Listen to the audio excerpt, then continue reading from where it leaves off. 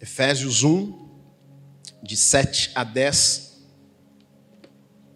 diz assim: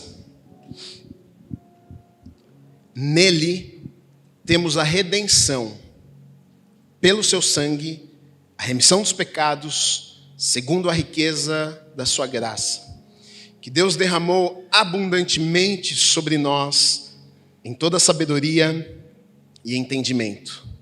Ele nos revelou o mistério da sua vontade, segundo o seu propósito, que ele apresentou em Cristo, de fazer convergir nele, na dispensação da plenitude dos tempos, todas as coisas, tanto as do céu como as da terra. Amém. Feche seus olhos, vamos orar. Deus, obrigado, Pai, pela tua palavra.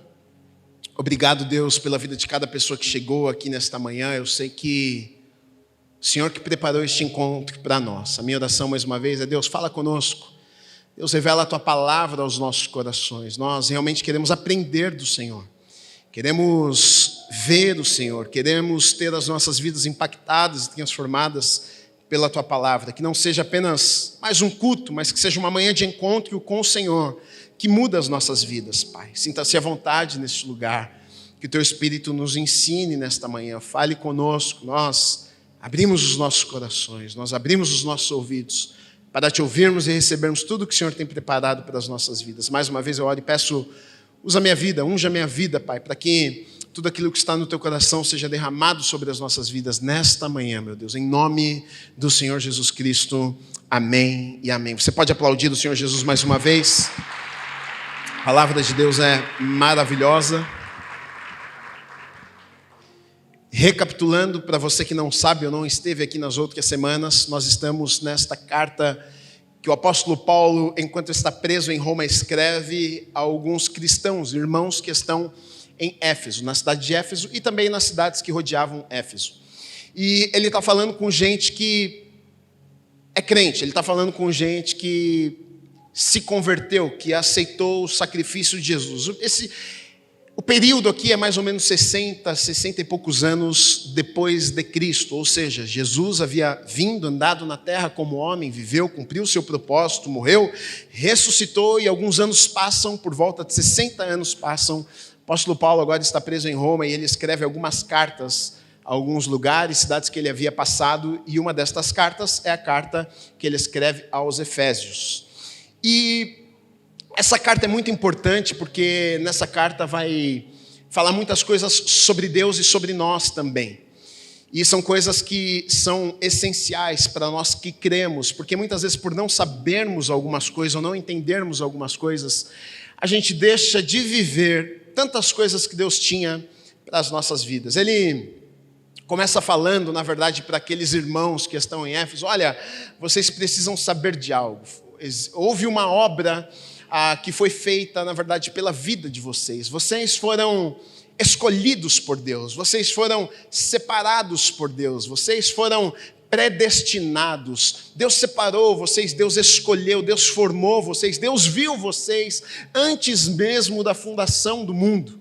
Antes de Deus criar o mundo, Deus já havia escolhido vocês com um propósito maravilhoso.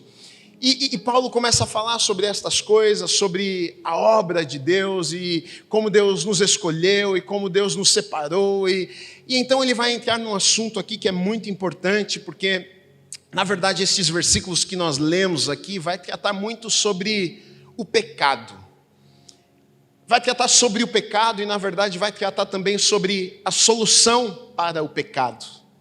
Ele vai falar um pouco do que Deus teve que fazer e realizar para pagar a conta dos nossos pecados. É muito sobre isso que o apóstolo Paulo vai falar nesses versículos aqui que nós lemos. Eu não sei se você sabe disso, mas os problemas que nós temos na nossa vida, todos eles derivam do pecado. A culpa é do pecado. Se existe injustiça, é por conta do pecado. Se existe traições, é por conta do pecado. Se existe maldade, é por conta do pecado, porque quando o pecado não existia, estas coisas também não existiam. Mas depois que o pecado entra no mundo, então tudo isso passa a existir, a injustiça, a mentira, o engano e todas estas coisas. Então o apóstolo Paulo ele vai tratar sobre esse problema, na verdade, chamado pecado. E nós precisamos saber disso porque não tem uma pessoa que está aqui, ou não tem uma pessoa no mundo que não tenha pecado. Então é importante nós sabermos como que esse problema do pecado foi resolvido.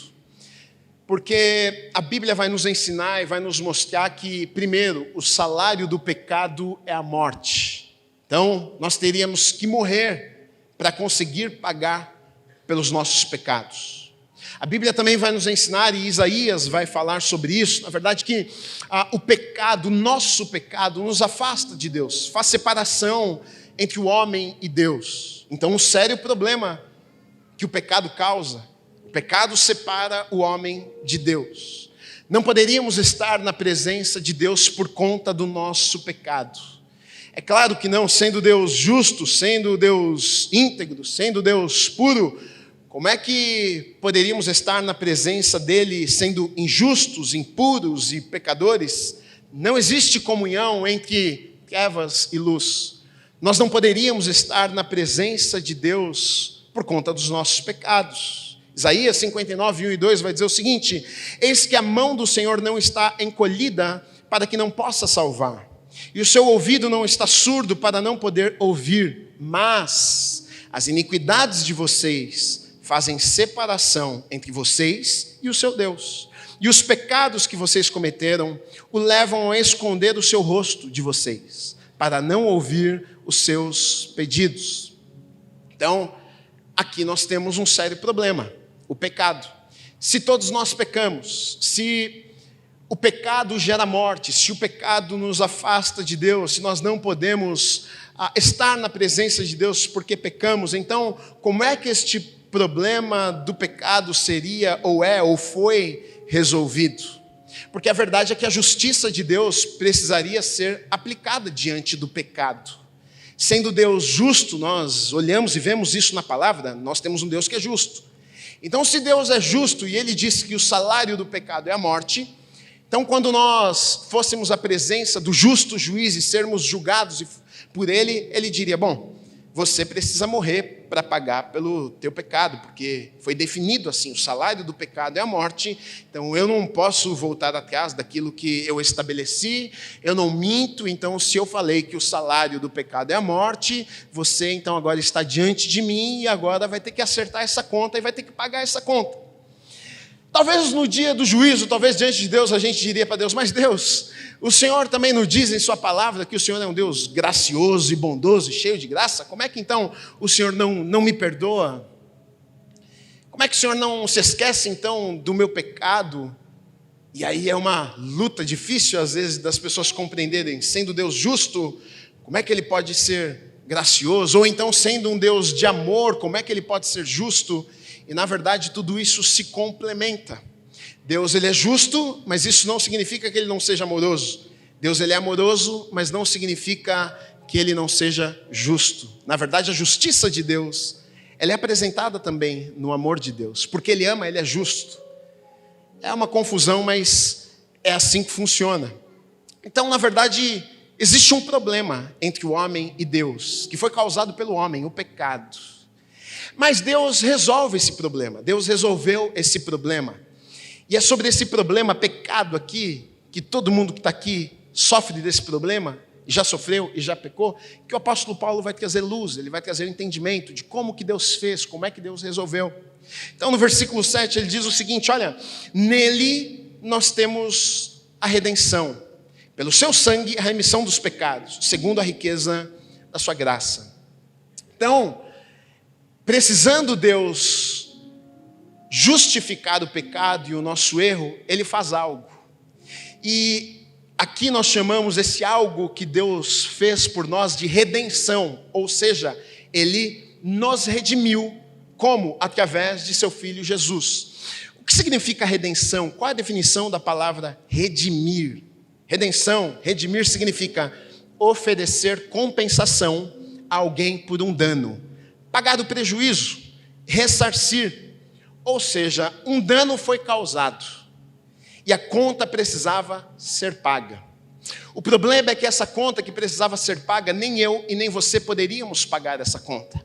ela era alta demais para nós. Então Deus, com sua graça, amor, bondade, Ele vai lá e Ele paga essa conta no meu e no seu lugar. Isso nós chamamos de redenção. Ele redimiu, ou seja, Ele pagou a dívida que nós tínhamos. Imagina só uma coisa dessa, você tem uma dívida com o banco, a sua dívida é de 1,5 milhão e você não tem como pagar essa dívida. Você vai lá no banco tentar conversar e chega lá para o gerente e diz, olha, a minha situação é o seguinte, eu tenho uma dívida, eu fiz uma dívida que eu não consigo pagar, é 1,5 milhão, eu ganho R$1.200 por mês, como é que eu vou pagar essa dívida? Não tem como, mas quando você chega lá no banco, para o gerente do seu banco, ele puxa o seu cadastro, ele puxa o teu nome, ele olha para você e diz assim, mas a tua conta está zerada, você não tem nenhuma dívida no teu nome, a tua conta foi paga por alguém. Redenção é exatamente isso que significa. Existia uma dívida, existia uma conta que precisava ser paga por conta dos nossos pecados, mas Deus, através de seu Filho, através do sangue de Jesus, então Ele vai lá e quita a dívida que nós tínhamos. Eu não sei você, mas agora era uma boa hora para você começar a pular, celebrar, agradecer, dizer obrigado, Jesus.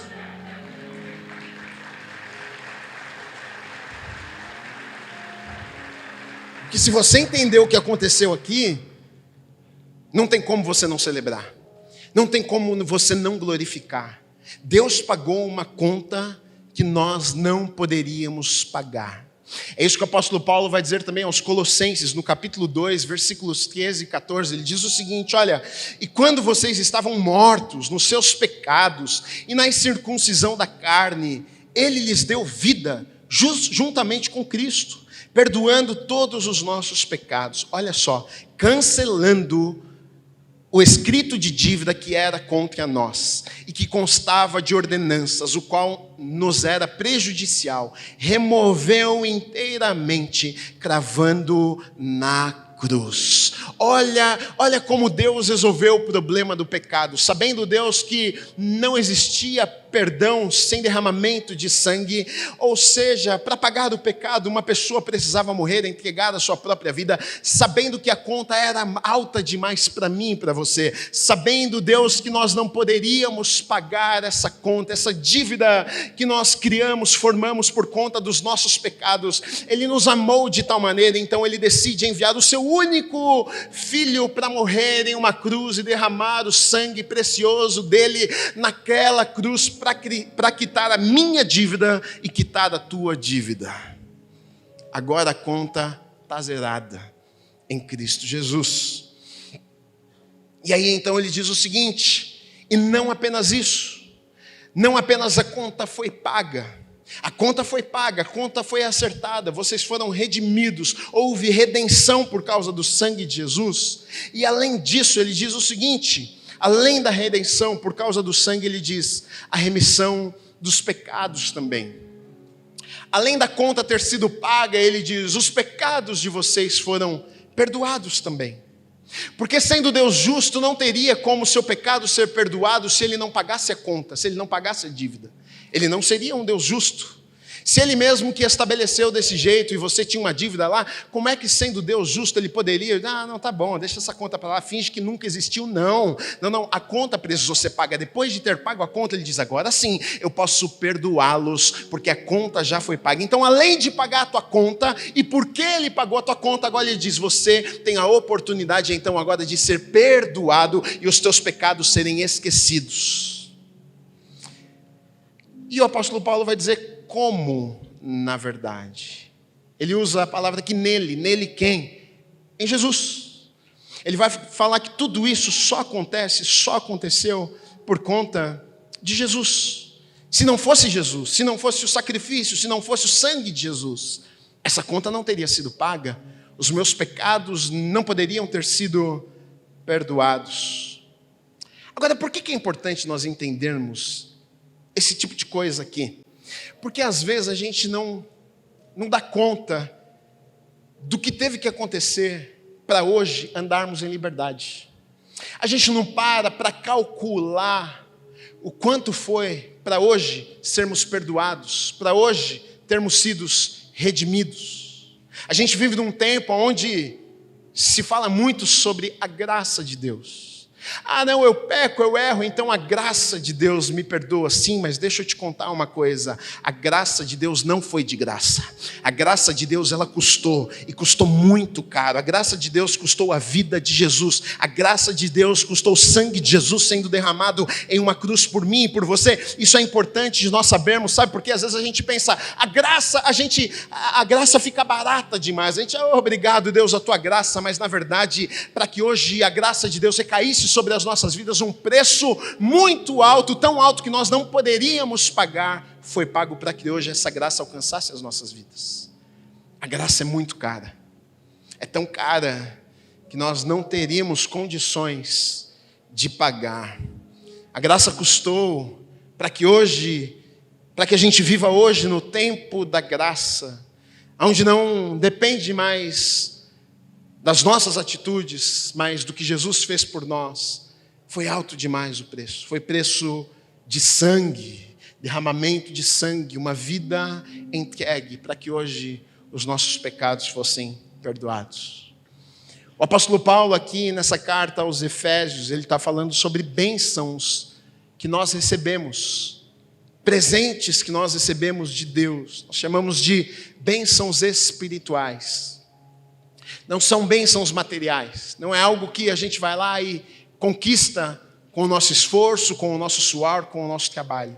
Ele está falando de algumas bênçãos que são espirituais, que Deus, por sermos filhos, entrega a nós. Ele diz, olha, vocês são eleitos, vocês são escolhidos, vocês foram adotados para a família, vocês foram redimidos. Alguém pagou o preço pela vida de vocês. Vocês foram perdoados. E o apóstolo Paulo vai explicar como que isso acontece. Ele vai dizer que foi por conta dele, foi nele, foi ele. Quem? Jesus.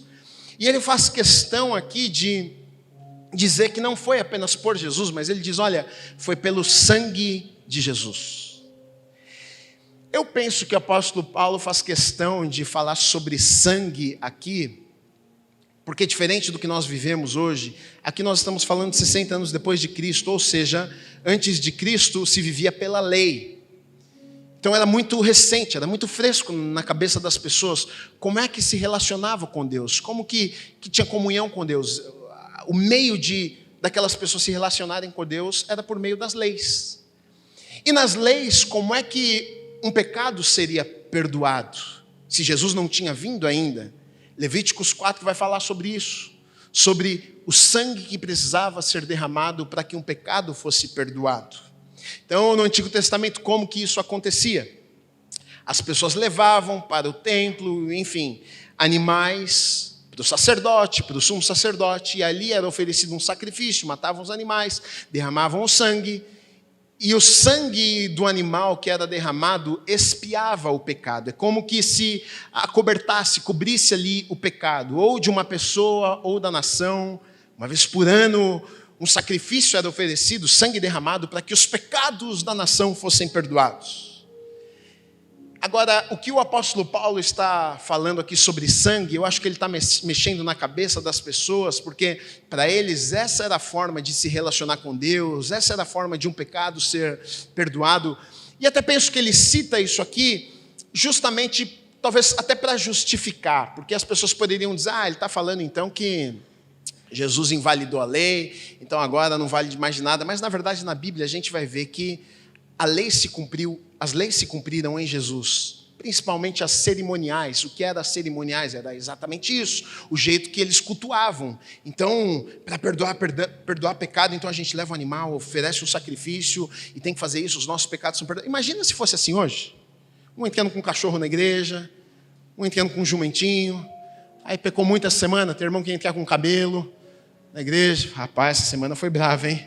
Tem que ter muito sangue para conseguir perdoar os teus pecados dessa semana. Era assim que eles faziam, se relacionavam. E o apóstolo Paulo cita sangue.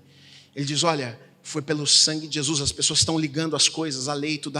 Então o sangue era derramado, então tem perdão, remissão de pecados. Então Jesus, ele derramou o sangue também, então os nossos pecados são perdoados nele. Tanto que o escritor de Hebreus, ele vai falar sobre isso. Olha o que ele diz em Hebreus 9, no capítulo 9, versículos 11 a 14. Ele diz o seguinte: olha, quando porém Cristo veio como um sumo sacerdote dos bens já realizados, mediante o maior e mais perfeito tabernáculo, não feito por mãos humanas, quer dizer, não desta criação, e não pelo sangue de bodes, que é o que faziam, não pelo sangue de bodes e de touros, e a cinza de uma novilha, aspergidos sobre os contaminados, os santificavam quanto à purificação da carne, é isso que era feito. Aí ele diz o seguinte: muito mais o sangue de Cristo, que pelo Espírito eterno, a si mesmo se ofereceu, sem mácula a Deus, purificará a nossa consciência de obras mortas para servirmos ao Deus vivo.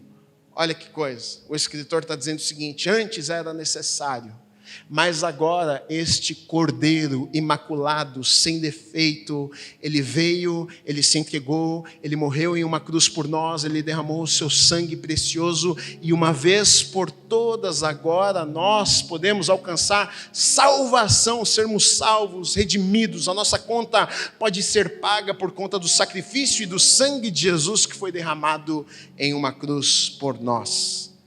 Então o apóstolo Paulo está apresentando àquelas pessoas a solução do problema. Como é que o nosso problema poderia ser resolvido? Como que ele foi resolvido?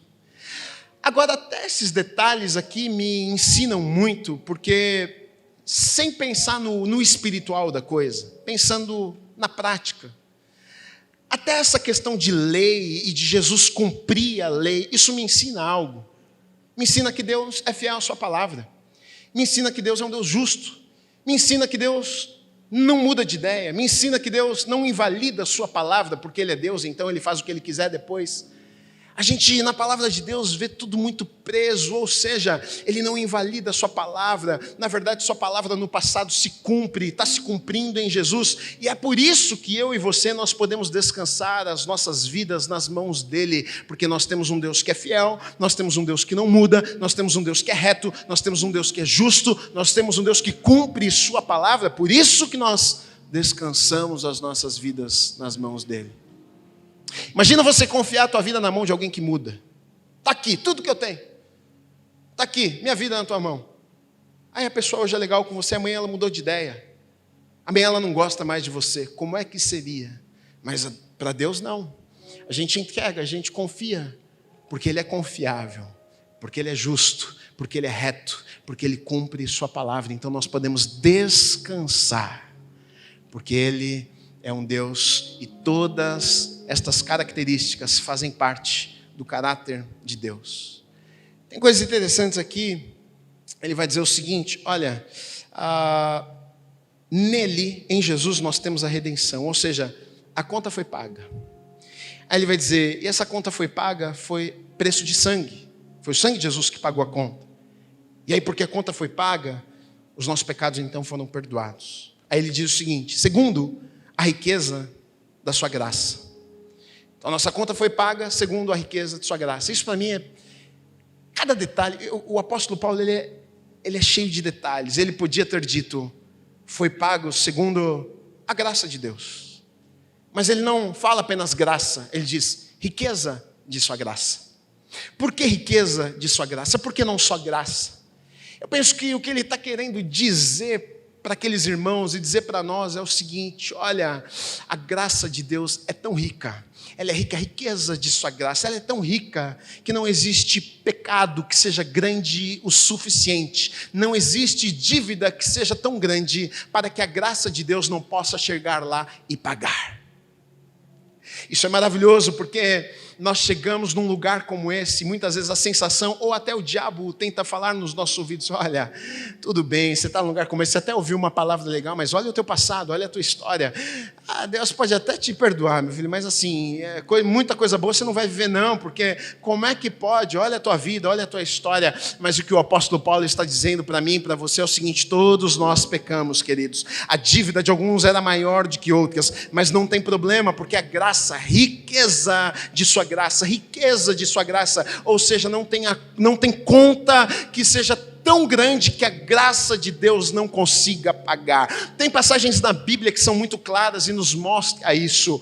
Jesus, quando está pregado em uma cruz, ele está prestes a morrer. Um homem está do lado dele. E morte de cruz naquele tempo era para pessoas que faziam coisas terríveis. Aquele homem, provavelmente um bandido, matou gente, fez coisas terríveis durante toda a vida. Ele está pregado ao lado de Jesus. Mas no último momento de sua vida, nos últimos suspiros ali, pregado em uma cruz, pagando um preço de coisas que ele mesmo havia feito, ele olha para Jesus e ele diz para Jesus: Senhor, quando entrares no paraíso, lembra-te de mim, Senhor, quando o Senhor entrar no paraíso. E então Jesus olha para aquele homem pecador, que fez coisas terríveis na vida, e ele diz para aquele homem o seguinte: ainda hoje você vai estar comigo no paraíso. Ou seja, independente da tua dívida, independente dos teus pecados, a tua conta é alta, mas a graça de Deus é rica o suficiente para pagar a tua conta e pagar a conta dos teus pecados. Independente de como você chegou aqui, independente da tua história,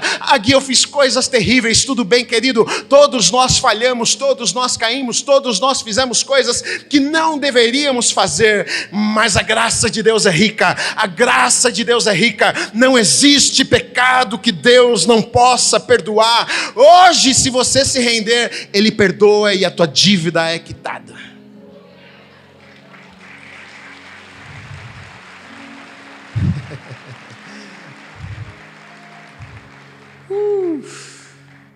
Graça. É graça. Mas não se esqueça, não foi de graça a graça. Mas custou tão caro. Imagina você sendo pai, sendo mãe, sacrificando o teu próprio filho. Um pai e uma mãe morreria pelo seu filho. Um pai e uma mãe se entregaria pela dor de um filho. Um pai e uma mãe, quando vê o filho doente, a oração do pai: Deus, tira dele, põe em mim, se for possível. Deixa que eu fique doente, deixa o meu menino bom, deixa a minha menina boa. Porque a pior dor para um pai não é sofrer, mas é ver seu filho sofrendo. Imagina Deus, quando Jesus, prestes a ser levado, faz uma oração e diz: Pai, se possível, afasta de mim esse cálice.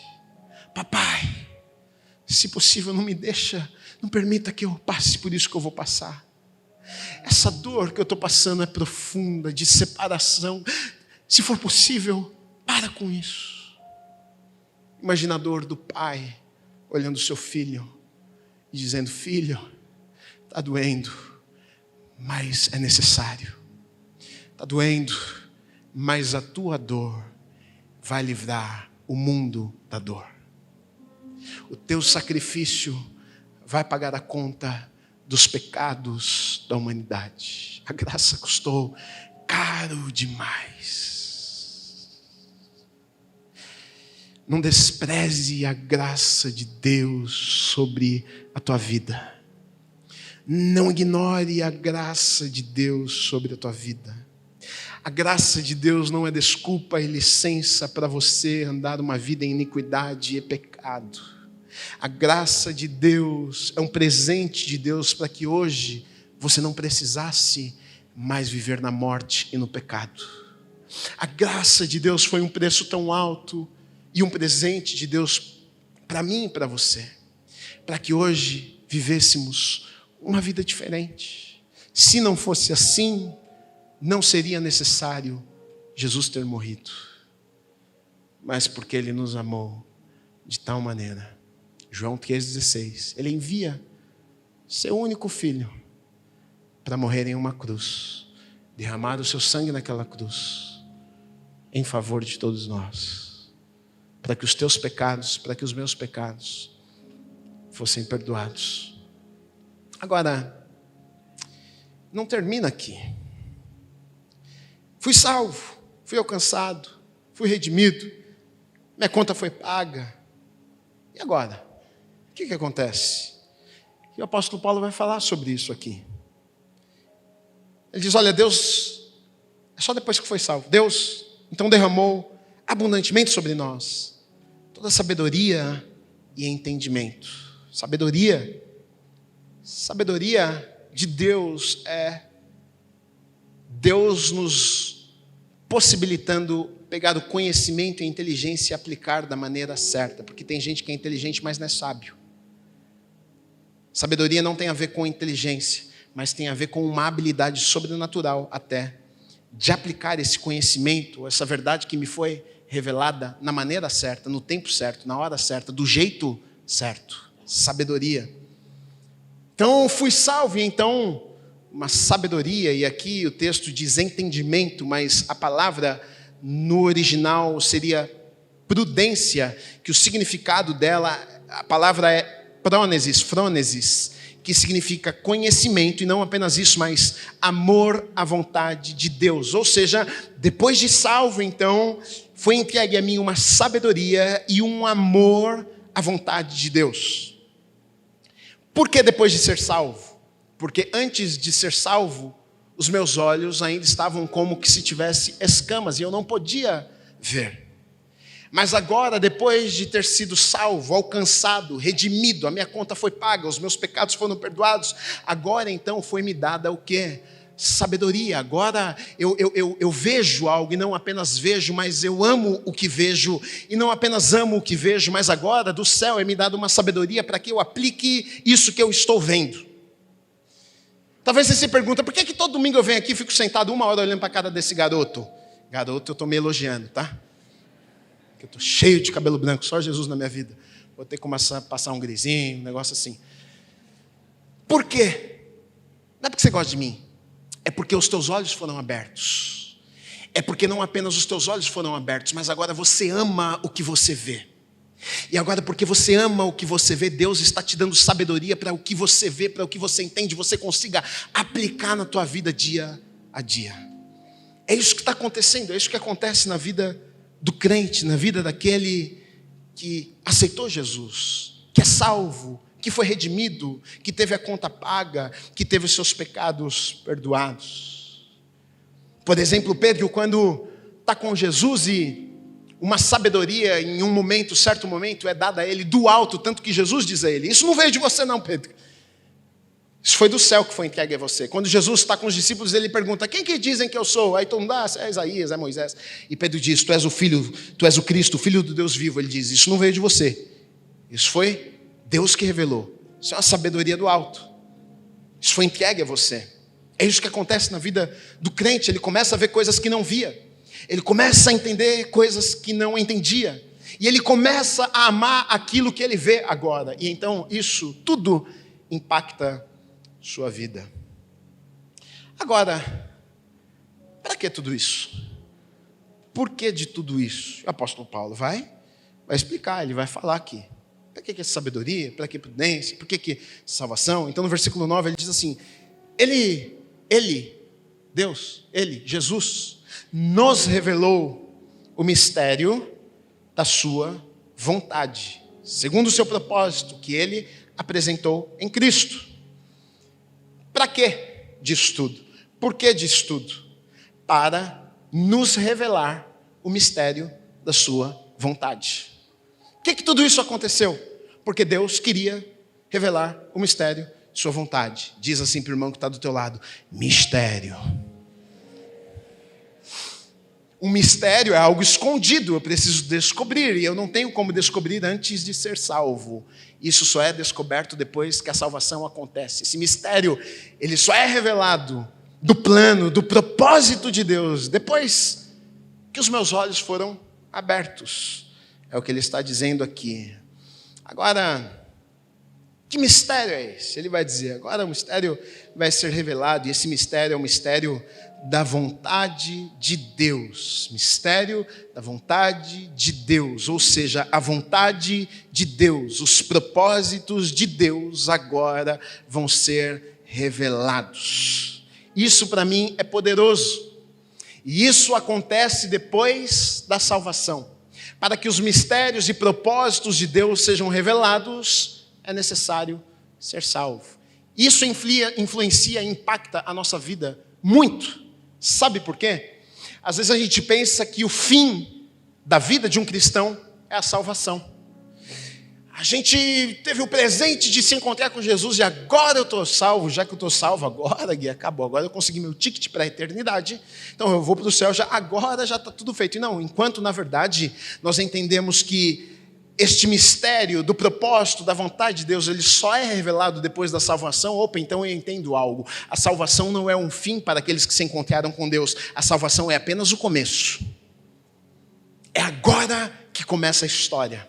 Porque antes eu não via. Antes eu não tinha entendimento. Antes eu não sabia o propósito de Deus na minha vida. Antes eu não entendia nada destas coisas, então eu vivia a minha vida como eu bem entendia. Eu deixava a vida me levar, mas agora eu sou salvo, agora eu tive um encontro com Deus. E a partir deste encontro que me salvou, agora o propósito, a vontade de Deus vai sendo revelada. Então isto aqui impacta toda a minha vida. A salvação, na verdade, não resolve um problema do passado apenas da vida de uma pessoa, mas a salvação resolve o nosso futuro, porque agora, a partir da salvação, você vai fazer outras escolhas. A partir da salvação, você vai viver de maneira diferente e o teu futuro vai ser diferente por conta da tua salvação. Resolveu um problema, mas vai continuar resolvendo um problema até o teu último dia nessa terra. Porque agora está sendo revelado o propósito, a vontade de Deus. Agora eu não vivo por viver. Agora eu não vou de um lado para o outro só porque eu estou com vontade de ir de um lado para o outro. Agora eu entendi, eu tenho um propósito. Agora eu entendi, Deus tem uma vontade. Agora os meus olhos foram abertos. Agora como se escamas caíssem dos meus olhos. Agora Deus está revelando a mim. Agora Deus está falando o porquê que eu nasci. Agora Deus está me mostrando qual o propósito dele na minha vida. Agora Deus está me revelando qual é o propósito dele com a minha vida nessa terra. E quando eu começo a entender estas coisas, isso afeta tudo na minha vida. Então, coisas simples, a princípio, que o apóstolo Paulo está falando, são poderosas demais quando nós compreendemos. Se a gente não entende, a gente vive de qualquer jeito. Se a gente não compreende, se a gente só entende o plano da salvação como um problema que Deus resolveu para mim, agora está tudo certo, você volta para o problema que você estava. Ele resolve o teu problema e você volta. Aí você chama ele para resolver o teu problema de novo. Aí o teu problema é resolvido, daqui 5 dias você está de novo no mesmo problema. Você chama ele para resolver o teu problema mais uma vez, enquanto esse problema foi resolvido para te apontar para um lugar, para determinar um destino na tua vida, para te mostrar planos e propósitos de Deus na tua vida. Então você vive de maneira diferente. Coloquei aqui que o sangue de Jesus não te salva apenas do que você fez, mas te salva do que você vai fazer. Como você vive a partir de ser salvo, na verdade é o que importa. Você foi criado por Deus com um propósito. Tudo que é criado para alguma coisa. Não sei se você já parou para pensar nisso. Por que Deus me criou? Tem um propósito. Não tem uma pessoa que cria alguma coisa para nada. Eu vou criar uma caixinha. Para que você fez essa caixinha? Não, é só uma caixinha. É para nada, para ser caixinha. Todo criador cria alguma coisa com um propósito. Eu vou fazer isso aqui porque eu quero disso aqui alguma coisa. E é a mesma coisa comigo e com você. Você é criação de Deus. Deus te criou. Agora, para que Deus te criou? E aí, quando não entendemos o para quê, qualquer coisa serve.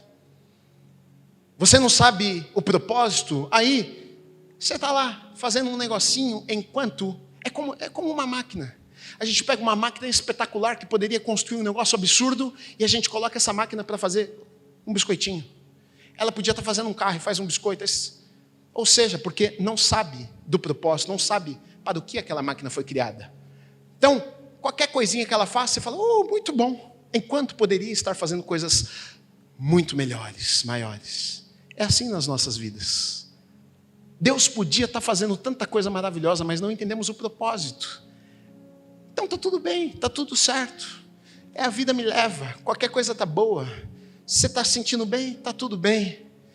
E talvez o Criador está olhando e pensando, mas que pena, mas que dó. Você foi criado para tantas coisas e não está aproveitando tudo que eu depositei em você. E aí então aqui, o apóstolo Paulo vai falar sobre esse mistério da vontade de Deus, né? Ele vai falar sobre esse propósito de Deus, o propósito maior de Deus. Que ele vai falar, a partir desse momento que você é salvo, agora Deus vai revelar então esse propósito de sua vontade. Qual é o propósito de sua vontade? E aqui no versículo 10 ele vai resolver esse problema, ele vai dizer o seguinte: de fazer, então o propósito é o quê? De fazer convergir nele. Nele quem que é? Jesus. Então, fazer se encontrar nele, fazer congregar nele. Então Jesus é um ponto de encontro, fazer convergir nele. O que convergir nele? Ele vai dizer, na dispensação da plenitude dos tempos, todas as coisas, fazer convergir, se encontrar em Jesus, todas as coisas. Ele diz, tanto as do céu, como as da terra. E aqui é o propósito maior de Deus. Talvez esse seja um dos versículos principais da Bíblia. Qual que é a vontade de Deus? Fazer convergir nele o céu e a terra. Esse é o propósito de Deus. Porque isso aqui é o que existia no Éden. Não tinha separação. O céu e a terra. A vontade de Deus era plena e perfeita ali no jardim. Depois foi perdida por conta do pecado. Então ele está dizendo, não seria possível, mas nele é possível fazer convergir. Ou seja, vai ter um encontro de terra com o céu. E esse encontro de terra com o céu só se dá por conta de Jesus. Se não tivesse Jesus na história, não teria conexão de céu e terra. Mas ele diz, por conta de Jesus agora, o céu e terra podem se encontrar. Isso aqui é poderoso demais. Sabe por quê? Porque todo crente vive com a expectativa de ir para o céu. É ou não é verdade? Bom, um dia eu vou estar na glória com Deus, passar toda a eternidade. Eu estou cansado de sofrer nessa vida. Estou cansado de ser pobre. Estou cansado de sofrer. Me leva para a glória, porque eu já ouvi dizer que lá não tem tristeza, não tem, só tem riqueza, só coisa maravilhosa. É cantar o dia inteiro, é louvar, não tem dor de cabeça, não tem filho me dando... É uma beleza o céu, eu quero ir para o céu. Todo crente vive, e nós devemos ver com a expectativa de um dia vivermos para sempre com Deus. Mas um texto como esse nos traz um olhar diferente para essa história. Que o plano de Deus não é que o crente apenas vá um dia para o céu. Mas o plano de Deus é fazer convergir. O plano e a vontade de Deus é que este encontro aconteça entre a terra e o céu. E isso acontece por conta de Jesus. Então o que Deus está dizendo é o seguinte, eu sei, vocês um dia vão para o céu. Mas Deus está trazendo uma outra realidade, está dizendo o seguinte, mas enquanto vocês não forem para o céu, eu digo a vocês que é possível viver na terra um pedaço do céu. Aí a gente entende o porquê que quando Jesus vai ensinar a orar, o que é que Jesus ensina a orar? Que venha o teu reino, seja feita a tua vontade aqui na terra, como no céu. Então aqui está confirmando a palavra de Jesus, é possível que se viva na terra como no céu. Que venha o teu reino, que venha o teu governo, assim como é no céu, aqui na terra. Ou seja, o apóstolo Paulo está dizendo, sim, é possível, convergir, vai chegar num ponto onde a gente se encontra junto com o céu, a terra vai se encontrar junto com o céu em Jesus, e por conta de Jesus, então agora é possível viver o céu. Querido, deixa eu te dizer uma coisa, no mundo de ponta cabeça, é possível viver um pedaço do céu lá na tua casa. Com esse mundo de ponta cabeça, é possível viver o céu, sabe aonde? No teu coração. Está todo mundo confuso, está todo mundo deprimido, está todo mundo desesperado, mas é possível viver o céu no teu coração todos os dias. Por quê? Por conta do sacrifício de Jesus. Convergir é onde a terra se encontra com o céu em Jesus, e é possível isso, está disponível para a minha vida e para a tua vida, e é muito importante entendermos isso. Sabe por quê? Por isso que tem gente que barateia a graça e pensa o seguinte, é bom demais essa graça, né? Olha, Deus me perdoa do meu pecado, aí ela vive a vida do jeito que ela quer, não entendendo o quê? Que a graça não foi algo para pagar o teu pecado, mas foi algo que me possibilita viver o céu na terra. Então tem gente que vai para o céu, mas vive o inferno na terra, e Deus fica triste com isso. Porque a vontade de Deus, o plano, o propósito de Deus. Por isso que Ele envia Jesus, não foi só para perdoar o nosso pecado, mas foi para que pudéssemos viver o céu na terra também. Jesus morreu na cruz, não foi para você ir para o céu apenas. Jesus morreu na cruz para que você pudesse trazer o céu para a terra. para que assim como fosse, assim como é no céu, ou seja, que o governo de Deus, no céu Deus governa, Ele reina, então assim como Ele governa no céu, que Ele também possa agora governar na minha vida, que Ele possa governar na minha casa. Por isso que Jesus ensinou, assim como é no céu, assim como é no céu, que a vontade de Deus é estabelecida, que o governo de Deus é estabelecido, que a vontade dEle é feita, que assim como é no céu, seja também nas nossas vidas, que assim como é no céu, seja também na nossa casa, que assim como é no céu, seja também na nossa família. E o que o apóstolo Paulo está desconstruindo, desenrolando e tentando mostrar para aquelas pessoas é exatamente isto. Em Jesus existe este encontro de céu e terra. Que mistério, hein? Que mistério é esse? Que loucura é essa? Já pensou nisso? Que um preço foi pago, altíssimo, para você viver como se estivesse no céu, enquanto não está lá. É possível, Gui? É possível. É possível. É possível. Sabe por quê? Porque quando estamos nele, as coisas do mundo não nos roubam, não tira a nossa alegria, não tira a nossa paz. É possível viver o céu na terra. É possível viver em paz. É possível viver feliz. É possível se sentir realizado. É possível ter o governo de Deus, o reino dele, sendo estabelecido através das nossas vidas. Então, se esse ponto de encontro que é Jesus e o céu vem para ser aqui na terra, como é que isso acontece? Levanta a tua mão. Levanta a tua mão. Como é que isso acontece? Como é que isso acontece? É através da tua vida. É através da tua. Através da tua. Da tua. Da tua. Da tua vida. Da tua. É da tua. É da tua. É sua mesmo. É da tua. Da tua. É da tua. É da tua. É da tua. É da tua. É da tua. O céu está sendo estabelecido como? É através das nossas vidas. Nós somos os embaixadores do reino dos céus aqui na terra. Deus vai governar como?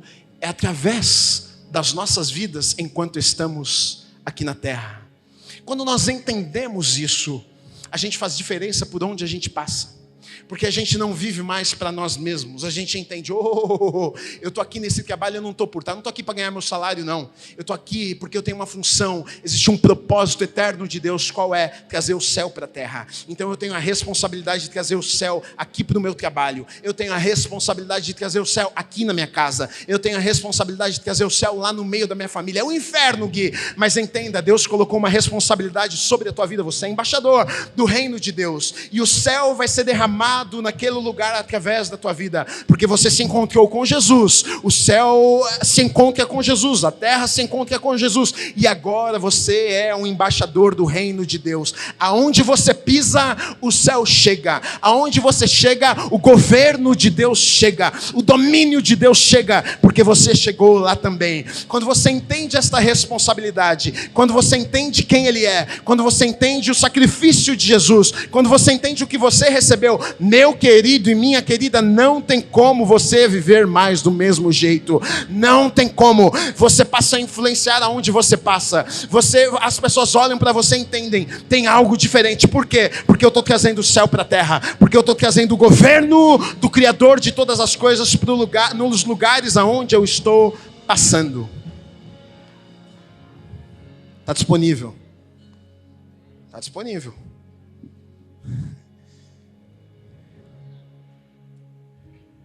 Agora, é por isso que eu acho, por isso que assim, eu amo a Bíblia e amo ensinar a Bíblia. Porque se a gente entende isso, a gente vive a nossa vida diferente. Senão a gente só vive. Você é crente? Sou, e aí? Tô crente.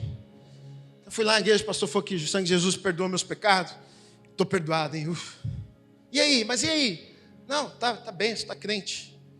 Tá bom, vamos pro céu, tudo, fazer uma festa lá. E aí? Isso aí, irmão, tá uma bênção. E aí? Jesus morreu, o sangue de Jesus foi derramado para tudo isso, por causa de tudo isso, mas com um propósito. Então viva, cumpra, valorize o sangue de Jesus, valorize o que foi feito por você. Não viva mais a sua vida do mesmo jeito.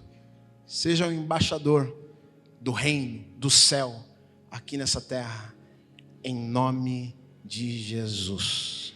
Em nome de